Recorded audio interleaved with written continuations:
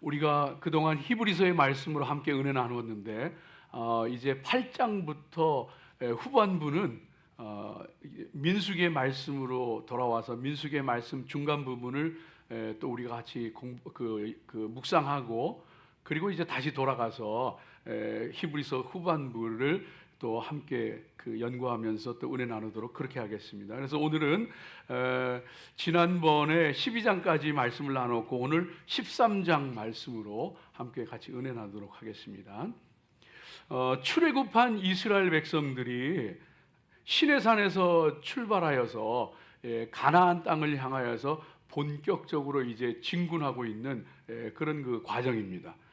오늘 말씀은요, 이제 팔레스틴 그 남쪽 경계가 되어지는 그 가데스 바네아에 이르렀을 때에 12정탐꾼을 보내어서 그 가나안 땅을 정탐하게 하시는 그런 그 기사가 되어집니다. 오늘 말씀은 바로 그 말씀인데요. 지도를 좀 보여주시겠어요?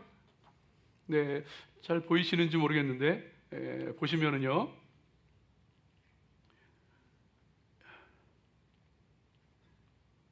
여기 가데스 바네아 보이시죠?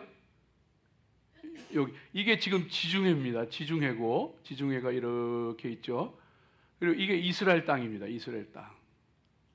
이스라엘 옆에는 지금은 그 요르단이 있죠.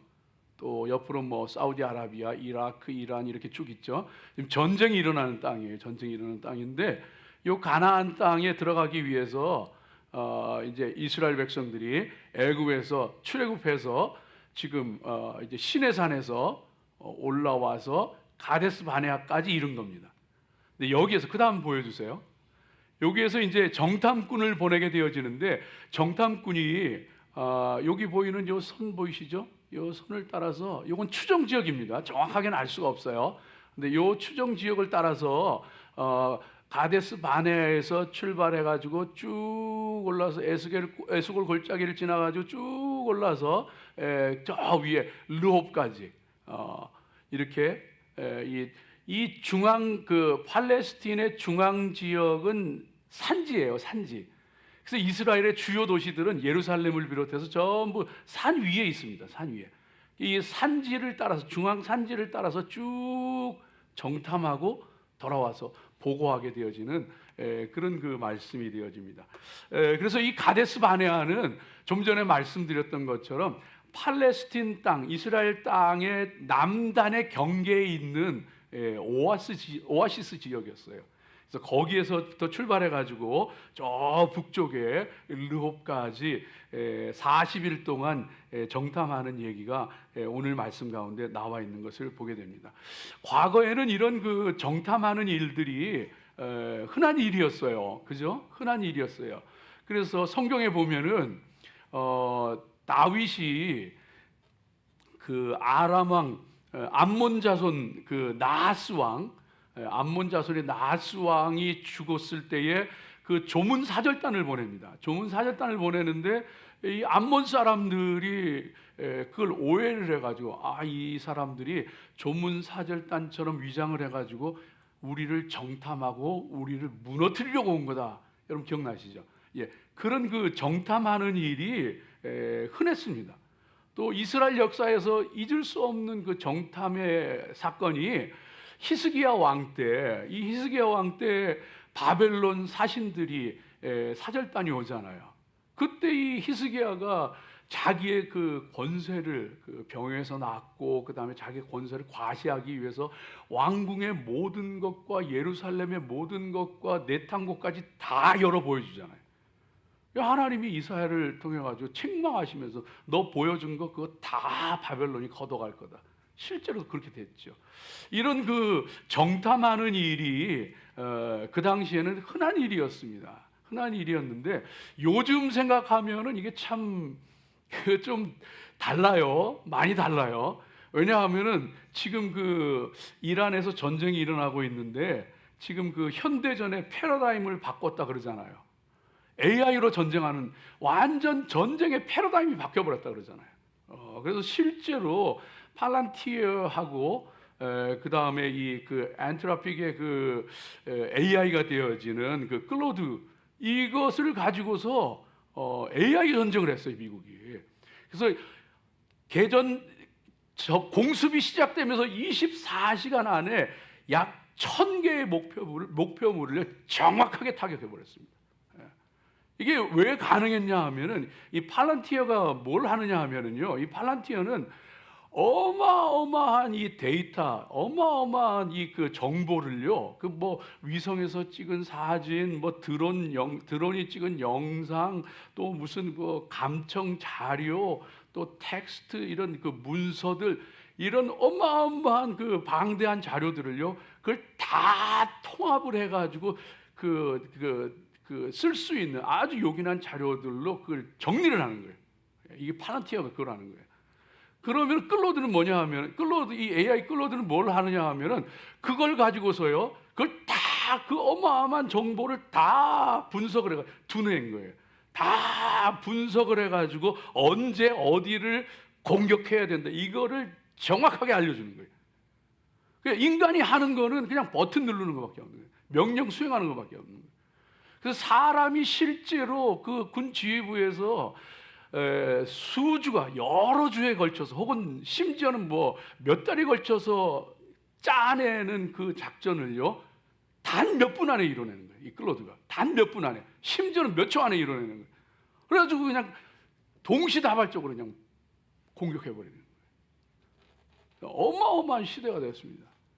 근데 이런 시대를 우리가 살아가다 보니까, 이렇게 무서운 시대, 급변하는 시대를 살아가다 보니까 12정탐꾼들을 세워서 40일 동안 그 땅에 나무가 있는지 없는지, 성읍인지 산성인지, 또 거기에 무슨 어떤 사람이 살고 있는지 40일 동안 정탐했다, 이 얘기 들으니까 우리 마음속에 무슨 생각이 드느냐 하면은, 이거 뭐 별스럽지 않네 뭐.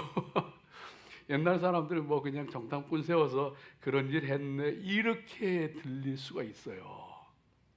근데 여러분, 그렇지 않습니다. 아무리 세월이 변해도요, 오늘 이 말씀 속에 들려있는 것처럼 아무리 세상이 변하고 문명이 바뀌어가고 발전하고 해도 우리 안에는요, 변하지 않는 하나님의 진리가 있고, 하나님 말씀에는 변하지 않은 생명의 말씀이 거기 있는 거예요.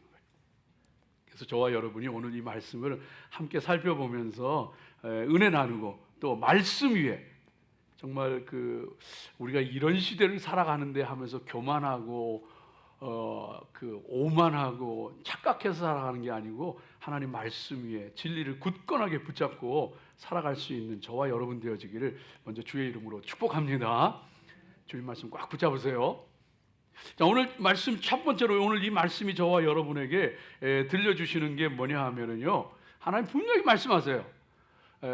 지나간 일이나 벌어진 일, 그것의 원인이나 이유를 알려고 집착하지 말고, 거기에 집착하는 것보다 더 중요한 것은 지금 내가 믿음으로 반응하는 게 더 중요한 거예요.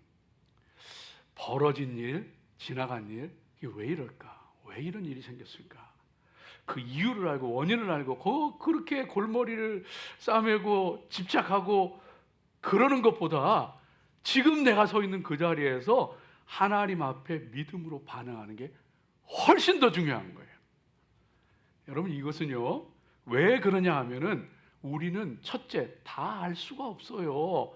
아무리 생각하고, 아무리 고민하고, 아무리 책을 뒤져보고, 아무리 정보를 찾아봐도 우린 다 알 수 없어요.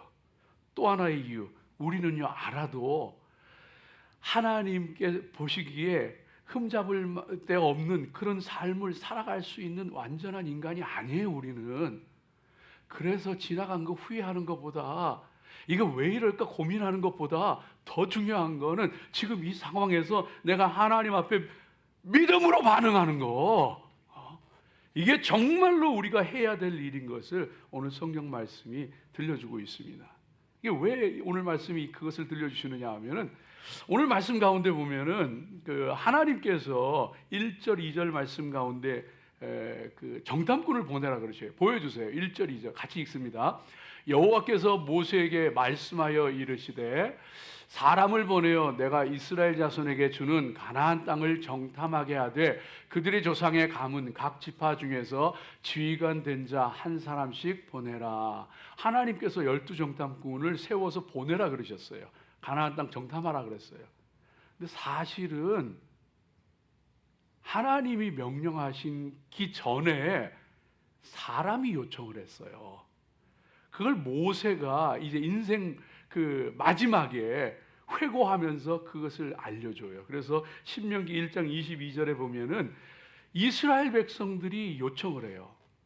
하나님, 우리가 가나안 땅에 지금 남방 경계에 섰는데 이제는 가나안 땅으로 들어가야 되는데 먼저 정탐하게 해주세요. 왜?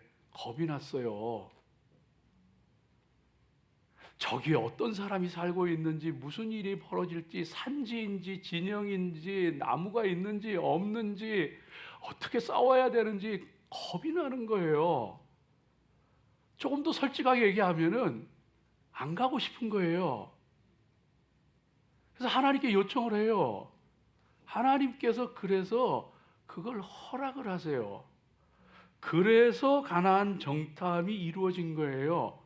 결과적으로 그들의 불신앙, 그들의 불순종의 그 잘못된 그 믿음의 모습 때문에 결국은 정탐한 것이 유익이 되기는커녕 그것 때문에 38년 동안 광야를 유리방황하는, 그러다가 그 광야에서 죽는 그런 인생들이 되고 말아요. 사랑하는 여러분, 저와 여러분이요, 오늘 이 말씀을 함께 보면서 이 하나님께서 정탐꾼을 보내라고 한 것이 아니고 그들이 두려워서 하나님께 정탐꾼을 요청을 했던 거구나, 보내게 요청을 했던 거구나. 그 왜 하나님께서 그러면은 그것을 허락하신 걸까? 여러분, 그렇지 않아요? 하나님께서 안 된다, 무슨 일이 있어도 그냥 가라, 이러시지 않고 하나님께서 그걸 허락하셨어요. 왜 그랬을까요? 하나님은요, 우리를 무조건 윽박질러 가지고 로봇처럼 막 움직여 가시는 그런 하나님 아니에요. 그렇다면은 아담이 선악과를 따먹을 일도 없어요. 그런데 하나님께서는요, 그렇게 요청하는 그들을요 불쌍히 여겨요. 믿음이 약하고 아직 어리고, 그러니까 그걸 불쌍히 여겨요. 그걸 불쌍히 여기면서 그래, 너희들 들어가서 한번 그 땅이 얼마나 좋은지 좀 보고 그리고서는 용기를 내서 믿음을 가지고서, 그리고 나를 믿고 올라가라. 하나님이 한 번 더 기회 주시는 거예요. 내가 있잖아. 나 믿고 너희 눈앞에 뭐가 보이든지 뭐가 있든지 걱정하지 말고 내가 있으니까 올라가라. 믿음으로 다시 반응할 수 있도록 하나님께서 기회 주신 거예요. 그래서 민수기의 이 말씀은요, 왜 가나안 땅을 정탐하게 되어졌는지 그 동기에 대해서 기록도 안 해요. 왜? 그들이 먼저 요청했고 하나님 허락하시는 것조차도, 그것조차도 기록하지 않고 그냥 하나님이 말씀하시고 그냥 그들이 올라가고 정탐꾼이 돌아와서 보고한 것처럼 그렇게 말씀하시는 거예요. 왜? 믿음이 없어서 요청한 것, 그거 굳이 끄집어낼 필요도 없고, 정말 중요한 거는 다시 한번 믿음을 얻고 다시 한번 하나님 앞에 믿음으로 살고 하나님을 바라보며 하나님을 의지하는 것 가운데 담대하게 믿음으로 반응하는 것, 그게 중요한 거기 때문에 민수기의 말씀은요, 과감하게 그 전에 있었던 이야기들을 생략을 해버리는 거예요. 사랑하는 여러분, 축복합니다. 하나님 앞에 지나간 일 왜 그랬을까? 왜 이런 일이 벌어졌을까? 이유가 뭘까? 왜 이런 일을 겪어야 되는 걸까? 그거 아는 것 중요해요. 그걸 알 때에 더 내가 믿음으로 바로 설 수 있어요. 그러나 그보다 더 중요한 거는 그걸 다 알 수도 없고, 다 알면 좋겠지만 알 수도 없고, 안다고 해도 흠없이 살아갈 수 있는 우리도 아니고, 그래서 더 중요한 거는 지금 하나님 앞에 믿음으로 반응하는 거예요. 지금 하나님 앞에 믿음으로 세워져 가고 믿음으로 하나님 앞에 순종해 나가는 것, 이것이 더 중요한 것을 기억하며 하나님 앞에 믿음으로 설 수 있는 저와 여러분 되어지길 주의 이름으로 축복합니다. 여러분, 때때로 우리가 불신앙의 모습을 보일 때도 많고 불순종의 모습을 보일 때도 많고 연약한 모습을 보일 때도 많고 실수할 때도 많고 그게 우리 모습이에요. 여러분 그렇잖아요. 여러분 온전합니까? 여러분 믿음 생활 다 하나님 보시기에 아름답게 그렇게 하고 있습니까? 우리 다 그런 사람 아니에요.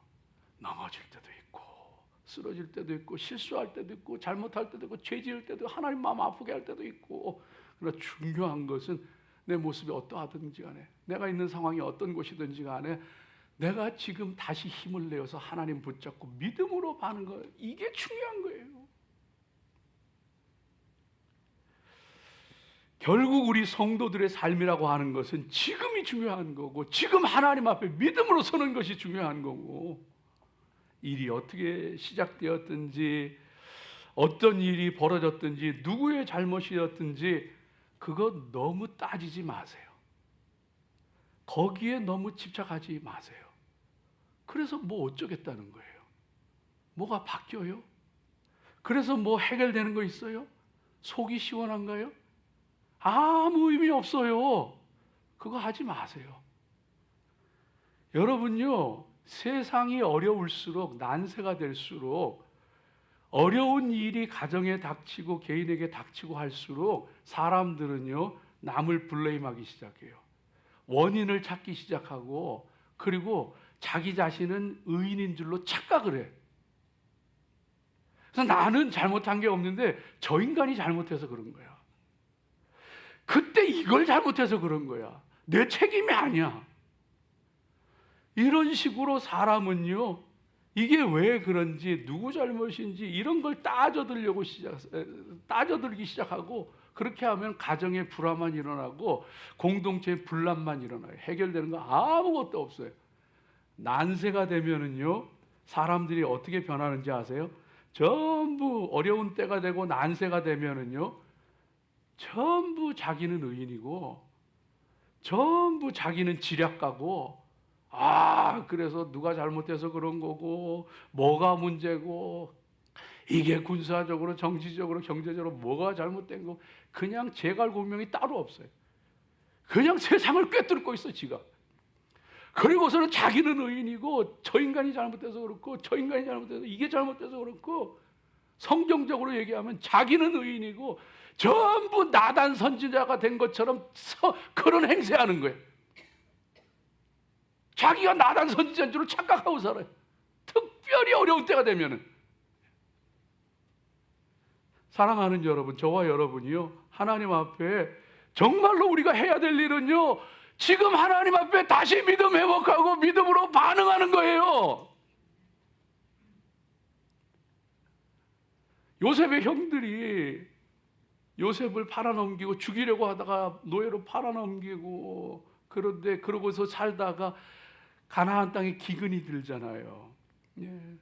그리고 먹을 것이 없으니까 애굽에 양식이 있다는 소리를 듣고서는 양식을 구하러 갑니다. 구하러 갔는데 동생 요셉이 총리가 되어 있지만은 그걸 모르잖아요.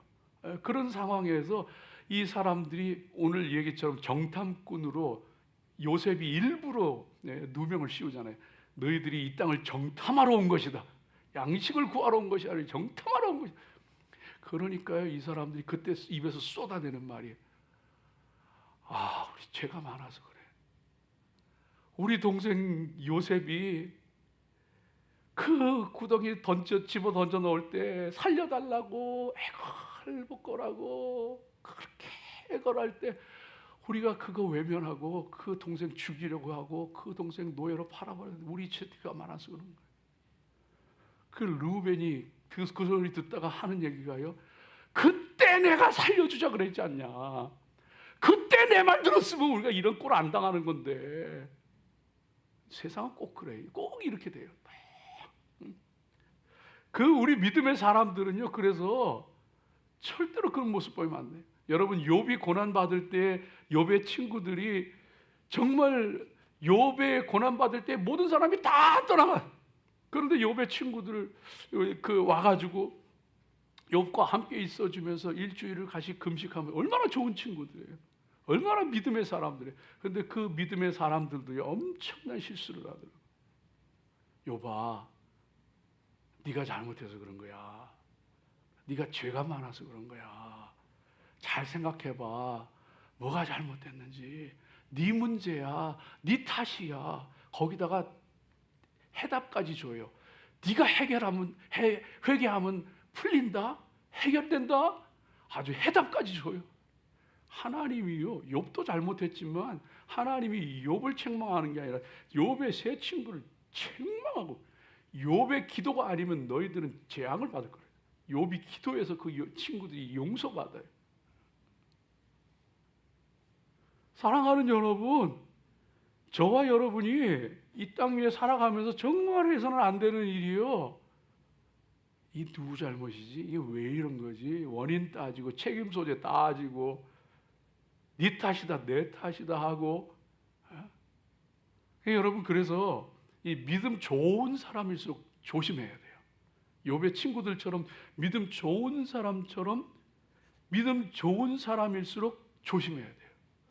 왜냐하면은 남들이 어려움 당하고 고난 받고 그런 거는 보면은 뭐 남의 일이니까 쉽게 얘기를 하는 거예요. 쉽게 얘기하는 거야. 그래가지고 아이고, 죽기 살기로 매달리면 괜찮을 텐데 저게 아직도 정신을 안 차려가지고 기도를 안 해서 안 풀린다고. 말이 쉽죠. 근데 지가 힘들어 봐요. 아무도 내 마음 몰라. 내 처지 대봐. 기도가 나오나. 말이 바뀌어요, 사람이. 하나님 앞에, 제가 하나님 앞에 참 부족한 목사지만은 하나님 앞에 목회를 하면서 참 하나님 그래도 참 날 목사 되게 하신 게 참 너무 고마울 때가 많아요. 왜냐하면은 하나님이 목회자가 되지 않게 하셨으면 참 교만하게 모르고 살아가는 게 너무 많았을 텐데, 어떤 때는요 이렇게 지나다 보면은 하나님 은혜를 체험할수록 깨닫게 되는 게요, 누군가 넘어지고 쓰러지고 잘못해도요 함부로 남을 비판하지 못하겠더라고요. 함부로 정죄하지 못하겠더라고요.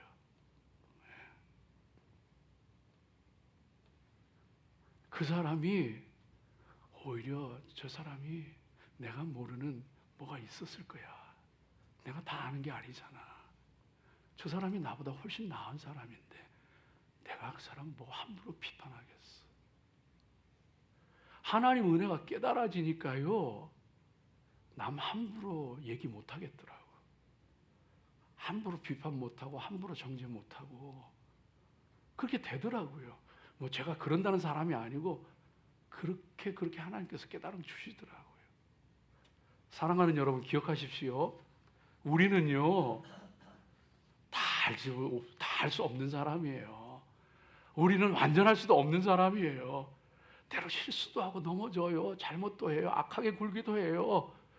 그래서 끔찍한 일들을, 그래서 정말 어려운 일들을 겪기도 하고, 그럴지라도 기억하세요. 중요한 건 내가 오늘 하나님 앞에 믿음으로 반응하는 거예요. 둘째로, 오늘 말씀 가운데 저와 여러분이 하나님께서 들려주시는 음성은요, 세워지는 영광보다도 세워진 후의 모습이 더 중요하더라고요. 세워지는 그 영광보다도, 여러분 지도자로 세워지면 얼마나 좋아요. 정치 지도자가 되고 종교 지도자가 되고 뭐 사회 지도층 인사가 되고 리더가 되고 얼마나 좋아요. 영광스러운 거죠. 그런데 세워지는 영광보다 더 중요한 게 세워진 후의 모습이더라고요. 어떻게 살아가느냐더라고요. 어떻게 하느냐더라고요. 사실은 거기서 더 중요하게 결정되더라고요. 오늘 말씀 보세요. 각 지파마다 한 사람씩 대표로, 말하자면 그 젊은 리더들을, 12 족장은 따로 있었어요. 그 12 족장과는 다른 신흥 족장들을 지파마다 한 사람씩 12사람을 세웠어요. 그래서 가문마다 시므온 지파마다 시므온 지파에는 호리의 아들 사밧이요 하면서 지파마다 그 리더의 이름을 한 사람 한 사람 12사람 이름을 다 거론을 해요. 언급을 해요. 왜? 그만큼 중요하고 그만큼 영광스럽기 때문에. 얼마나 존귀하고 얼마나 복된 일이에요. 그런데 안타깝게도 그 중에 10사람은요 더 이상 이름이 나오질 않아요.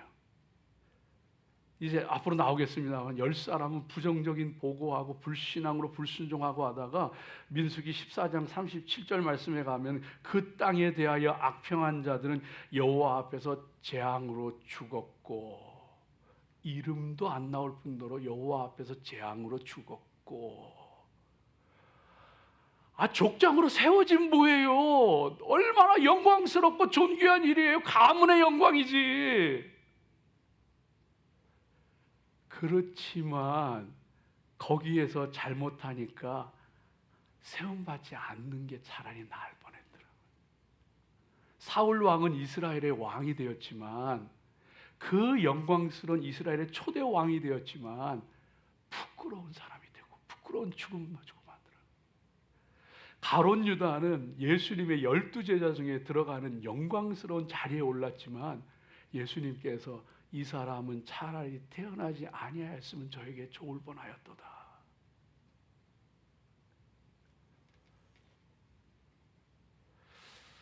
많은 사람들이 지도자가 되고 싶어하고 높은 자리에 올라가고 싶어하고 또 그것을 기뻐하고 영광스러워합니다. 그러나 정작 더 중요한 것은 그 자리에 올라간 후에 하나님의 마음에 합하게 행하고 살아가는 거예요.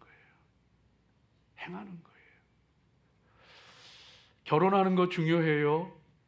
결혼한 후에 더 잘해야 됩니다. 부모가 되는 거 중요해요. 부모가 된 후에 더 잘해야 돼요. 비즈니스 오너가 되는 거 중요해요. 그 다음에 더 잘해야 돼요. 성도가 되는 것 무엇과도 바꿀 수 없는, 비교할 수 없는 영광이에요. 그 다음에 더 잘해야 돼요. 그렇지 않으면 하나님의 영광을 가리우고 하나님께, 하나님 앞에 먹칠하게 되어지는. 하나님께서 세워주시면 정신 차려서 믿음으로 살아가시기를 주의 이름으로 축복합니다. 믿음으로 행하지 않는 건 다 죄라 그랬어요. 여러분요, 그래서 꼭 기억하며 살아가세요. 말도요, 믿음으로 안 하면은요 죄예요. 생각 없이 생각나는 대로 그냥 막 해버리면, 생각해봐요. 우리 말로 얼마나 많은 죄를 짓나. 그게 다 믿음 안에서 믿음으로 말하면은요, 꼭 뭐 성경을 얘기하고 뭐 믿음을 그런 말이 아니에요. 그냥 일상 대화 속에서도요, 믿음 안에서 말할 때 그게 은혜가 되고 덕이 되고 하나님 축복하시고. 그런데 생각 없이 생각나는 대로 막 쏟아내면은 그게 다 하나님 영광 가리는 거고 죄가 되는 거고. 사랑도요, 믿음으로 안 하면은요 가치가 떨어져요. 사랑이라고 다 사랑이 아니에요. 믿음 안에서 정말로 사랑할 때 그것은 고귀한 사랑이지만은, 똑같이 남편을 사랑하고 자식을 사랑해도 그냥 내 육신적으로 사랑하고 자식을 사랑하고 남편 사랑하면 그것도 귀하고 아름다운 일이죠. 그것도 안 하는 사람이 있는데 너무나도 고귀한 일이죠. 그런데 믿음 안에서 하나님의 자녀로 보고 하나님이 세우신 배필로 보고 사랑할 때는 가치가 달라져요. 가치가 달라져요. 그래서 사랑하는 성도 여러분, 먼저 하나님께서 세워주신 것에 대해서 감사하십시오. 부모가 되게 하신 것 감사하세요. 부모 되고 싶어도 못 되는 사람들이 얼마나 많은데요. 구원받은 것, 성도로 세움받은 것 감사하십시오. 하나님의 일꾼 되게 하신 것 감사하십시오. 힘들어도 어려워도 하나님께서 택해 주신 것 감사하십시오. 직장 다니는 것 감사하세요. 재능 주시고 은사 주시고 재물 주시고 시간 주시고 건강 주신 거 감사하세요. 그리고 그 다음이 더 중요한 거예요. 그 다음이 더 중요해요. 그리고 하나님 앞에 정말로 믿음으로 하나님 기쁘시게 하며 살아갈 수 있는 그런 그 믿음의 사람들로 살아가시기를, 하나님 영화롭게 하며 살아가시기를 주의 이름으로 축복합니다. 요즘 같아서는 그래요. 왜 저 사람이 저 자리에 앉아서 왜 이렇게 많은 사람들을 힘들게 하는가, 이런 생각들을 하게 될 때가 있잖아요. 그래서 세워주신 것 감사하고, 세워주셨으니 충성하고, 그리고 잘못한 것 있으면 회개하세요. 부모로서 잘못한 것 있으면 회개하세요. 성도로서 잘못한 것 있으면 회개하세요. 세움받은 자로서 충성하지 못한 것, 하나님께서 맡겨주신 많은 것들 하나님 뜻대로 살아가지 못했다면 회개하세요. 세움받는 영광보다 세움받은 후의 삶이 더 중요한 거예요. 그래서 모세는요, 16절에 보면은 한 사람, 12정탐꾼 가운데 한 사람의 이름을 바꾸어 줍니다. 16절 보여주세요. 같이 읽습니다. 이는 모세가 땅을 정탐하러 보낸 자들의 이름이라. 모세가 눈의 아들 호세아를 여호수아라 불렀더라. 우리가 저기 주목해야 돼요. 그래야 세움받은 사람이 세워주신 하나님의 뜻에 부끄럽지 않게 믿음으로 살아갈 수가 있는 거예요. 모세가 에브라임 지파의 호세아를 이름을 여호수아로 바꿔요. 호세아는 구원이라는 뜻이에요. 호세아는 구원이라는 뜻이에요. 근데 거기에다가 예수와 여호수아, 여호와라고 하는 단어를 접두를 붙여요. 그래가지고 거기에서 여호수아가 된 거예요.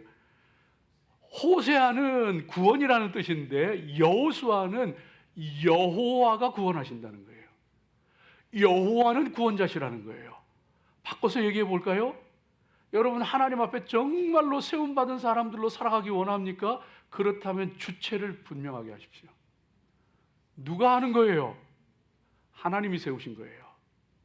하나님이 구원하시는 거예요. 하나님이 행하시는 거예요. 내가 잘나서 내가 된 것도 아니고, 내가 능력이 많아서 내 힘으로 뭘 하는 것도 아니고, 내가 내 힘으로 뭘 능력이 많아서 어떤 일을 이룬 것도 아니고, 하나님이 하신 거예요.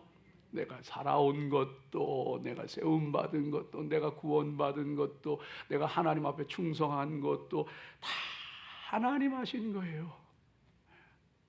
하나님 하신 거예요.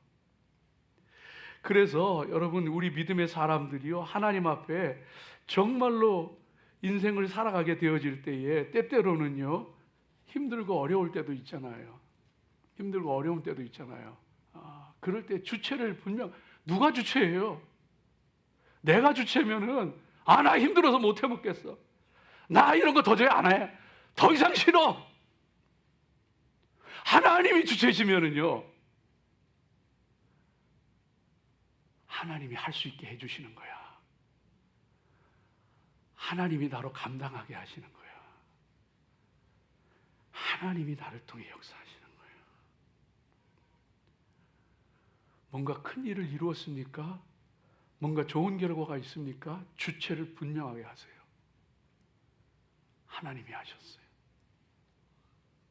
하나님 영광 받으시고, 하나님께 감사하고, 감사도요, 주체가 분명해요. 그래서 영광도 하나님 받으시는 건데, 하나님이 받는 건지 내가 받는 건지, 감사를 하긴 하는데 하나님께 하는 건지 그냥 입으로 감사하다고 하는 건지, 모호해.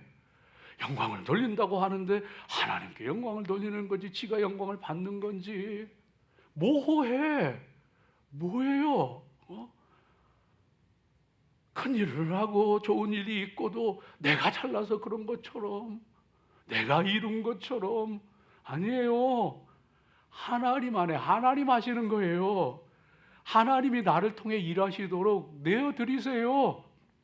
그리고 그 가운데에서 정말로 세움받음에 합당한 사람으로, 성도로, 부모로, 일꾼으로, 하나님의 자녀로 세움받은 믿음의 사람답게 하나님 앞에 귀하고 아름다운 모습으로 살아가시기를 주의 이름으로 축복합니다.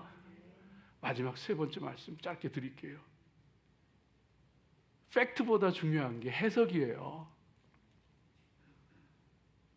꿈보다 해몽이라고요. 인생은요, 팩트가 중요한 게 아니에요. 오늘 이 모세가 보세요. 오늘 21절 이하에 보면은 그들에게 얘기하는데, 12정탐꾼에게 너희는 이제 그 가데스 바네아에서 올라가서 헤브론으로 올라가고, 헤브론에서 에스골 골짜기로 올라가고, 그리고 또 르홉까지 쫙 꼭대기까지 올라가면서 중앙 산지를 따라 올라가면서 거기가 그 산성인지 진영인지 나무가 있는지 없는지, 그 자손들이 어떤 사람들이 살아가는지 그거 다 일일이 조사하라고. 세밀하게 건강한 장정들이 아까 우리 보았던 그 중앙 산지를 따라서 쭉 올라가게, 이스라엘 전역을 보는 게 아니에요. 중앙 산지를 따라 쭉 올라가고 그 정탐하고 보고하는 건데, 건강한 사람이면 일주일이면 되는 거예요. 팔레스틴 땅이 한국의 강원도 땅만한 크기예요, 여러분. 그런데 40일을 자세하게 이걸 살펴보도록 시켜요. 그리고서 돌아와서 그들이 그냥 두 사람이 이 막대기에다가 포도송이를 꺾어가지고, 에스골 골짜기, 포도송이 골짜기란 뜻이에요. 에스골 골짜기에서 포도송이를 꺾어가지고, 그 포도송이가 얼마나 컸으면, 크기도 크지만은 그 큰 거를 어떻게 가져오겠어요? 안 상하게 가져오려니까 막대기 끼는 거예요. 뭐 진짜 막 뭐 이만해가지고 그 메고, 그 포도송이도 크지만 그걸 상하지 않게 갖고 오려니까 메고 오는 거예요. 무화과며 석류며, 여러분 팔레스틴 석류 먹어봤어요? 얼마나 맛있는지. 그걸 막 가져. 근데 팩트가 중요한 게 아니에요. 그걸 보고서 열정탐꾼은요, 그걸 보고서 부정적인 믿음 없는 눈으로 그걸 바라보고 그것을 잘못 해석하는 바람에 결국은 재앙으로 죽고, 이스라엘 거민들은 38년 동안 광야를 헤매게 되어지고 그렇더라고요. 팩트보다 중요한 게 뭔지 아세요? 믿음으로 보고 믿음으로 해석하는 거예요. 사랑하는 여러분, 우리 믿음의 사람은요, 이거를 잘해야 돼요. 예수님이 그래서 사람들이 나면서부터 소경된 사람을 데리고 와서 하는 얘기가, 예수님, 이 사람이 소경된 것이, 눈먼 것, 앞을 보지 못하는 것이 이 사람 죄 때문입니까? 부모의 죄 때문입니까? 아주 못된 사람들이에요. 이렇게 했던 저렇게 했던 이 사람은 죄 때문에 소경이 됐다는 거잖아요. 그런데 예수님이 하시는 얘기가, 그건 부모의 죄도 아니고 그 사람 죄도 아니고 하나님의 하시는 일을 눈뜨게 하는 것을 통해 영광을 나타내려고 이 사람에게 그와 같이 되었느냐. 하나님의 영광을 나타내려 합니다. 해석이 달라요. 보는 눈이 달라요. 똑같은 인생을 살아도, 똑같은 힘든 길을 살아도 바라보는 눈이 다르고 살아가는 모습이 다르고, 팩트가 중요한 게 아니에요. 믿음으로 어떻게 받아들이느냐, 어떻게 해석하느냐가 중요해요. 제가 좋아하는 목사님, 지금 소천하셨지만은 하영주 목사님, 젊었을 때 폐결핵으로 죽을 고비 넘기고 막 그러잖아요. 나중에 또 많은 병치레 하시면서 정말 그 가운데서도 하나님 사랑하고 뜨겁게 복음 전하셨던. 근데 그분이요, 그렇게 젊은 시절에 병으로 쓰러져, 그때는 약도 없었잖아요. 죽을지 살지 모르는 그런 상황에서 하나님이 날 버리셨나? 하나님 날 사랑하지 않나? 말씀 보다가 그렇게 실망했는데, 말씀 보다가 눈이 열려요. 하나님이 여전히 나 사랑하시는구나. 하나님 나를 향한 계획이 있으시구나. 사람은 눈이 열려야 돼요. 팩트가 중요한 게 아니에요. 내 눈에 보이는 게 중요한 게 아니에요. 그걸 영으로 믿음으로 해석할 수 있는 영적인 눈이 열려야 되는 거예요. 하 목사님이 그렇게 은혜 체험하고 나니까요, 이 눈이 열리니까 세상을 보는 게 달라져요. 사람을 보는 게 달라요. 사람을 보고 세상을 볼 때 비판하고 부정적으로 바라보고 그랬는데 그 하나님의 은혜가 깨달아지면서요, 그 눈이 열려지면서 그 남을 비판하고 부정적으로 보고 하던 게 싹 그 사람 사랑할 수 있게 되고 긍휼히 여기게 되고, 비판하는 게 아니라 이해하려고 하고 품으려고 하고, 연약한 사람들 또 고난당하는 사람들 보면은요, 그 아픔이 자기 아픔으로 막 느껴지고 사람이 달라지는 거예요. 예나 지금이나 해석이 중요해요. 사랑하는 여러분, 제 나이 또래 혹은 뭐 제 그 비슷한 제 위에 분들은 말할 것도 없고 우리 선생님들한테 엄청 맞고 자랐어요. 그냥 뭐 여기서 말 못할 정도로 막 두들겨 맞고, 뭐 뺨 안 맞는 거는 이건 일도 아니고 그냥 막 그냥 두들겨 패고, 심지어는 부모들도요 부직갱이 들고 막 쫓아다니고 별의별일 다 있었어요. 근데 참 감사한 건 우리 아버지는 한 번도 매를 안 들었어. 우리 어머니도 약간 뭐 그랬지만 엄청 두들겨 맞으면서 자랐어. 그런데 그때는요 다 선생님이 우리 사랑해서 그래요. 우리 잘 되라고 그러는 거예요. 다 그렇게 받아들여요. 그 중에 아주 고깝게 받아들이고 아주 그냥 삐딱하게 받아들이고 어긋나더라고요. 선생님들이 잘했다는 얘기가, 부모님들이 잘했다는 얘기가 그 뭐 그렇게 하는 게 잘했다는 얘기가 아니에요.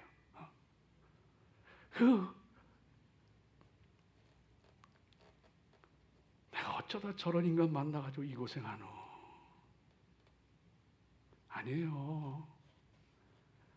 하나님이 그 사람 통해서 당신 사람 만드시고 하나님 쓰시기에 합당한 사람으로 세우시는 과정이에요. 왜 내 인생에 도움도 되지 않는 저런 사람들을 붙여주셔서 이렇게 고생시키나? 아니에요. 아무도 사랑하지 않는 그 사람 사랑해 주라고, 도와주라고 하나님 붙여주셨어요. 왜 이런 힘든 일, 왜 이런 힘든 길 걷게 하시나? 너무 괴로워하지 마세요. 하나님이 나를 믿으셔서 정말 너라면 감당할 수 있을 것 같아서 내게 맡겨주신 거예요. 내가 사랑해주고, 내가 축복해주고, 내가 도와주고, 내가 기도해주고. 예수님 제자들은 매를 맞으면서 감옥에 갇히면서도요, 주를 위해 능력받는 것을 기쁨으로 여겼더라. 하나님 앞에 믿음으로 굳건하게 서서 바라보는 모든 것들을 믿음으로 영적으로 바로 해석하며 믿음으로 영광 돌리며 살아가시길 주의 이름으로 축복합니다. 기도하겠습니다.